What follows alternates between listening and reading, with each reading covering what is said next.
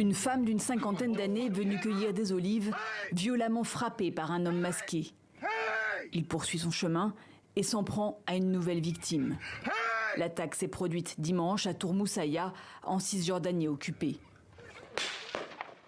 La veille, ce sont des tirs de l'armée israélienne qui empêchaient ces agriculteurs palestiniens de Koubar d'accéder à leur récolte.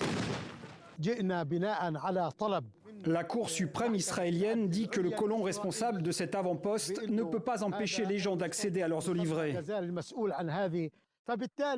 Ils affirment une chose devant le tribunal, mais leur action sur le terrain raconte une toute autre histoire. Depuis le cessez-le-feu dans la bande de Gaza, la violence semble s'accroître en Cisjordanie. Pourtant habitués aux descentes des colons installés dans les avant-postes qui entourent leur village, les fermiers de Tourmoussaïa n'osent plus s'aventurer dans leurs champs. Cette région est notre terre depuis des millénaires. Nous y venons chaque année pour récolter les olives.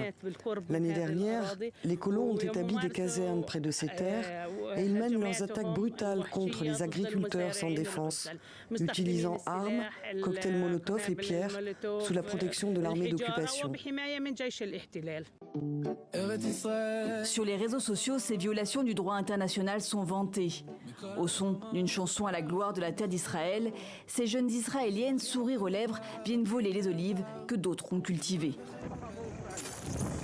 Plus de 150 attaques de colons contre des agriculteurs pendant la seule première semaine de récolte.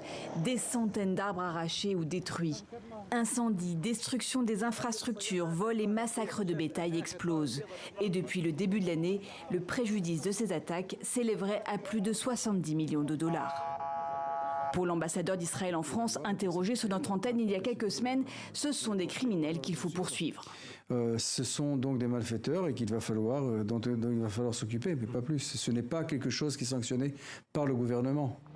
Car aujourd'hui, les défenseurs des colons occupent des postes clés au sein du gouvernement israélien, avec une tentation toujours plus forte d'annexer définitivement les territoires palestiniens occupés depuis la guerre de 1967.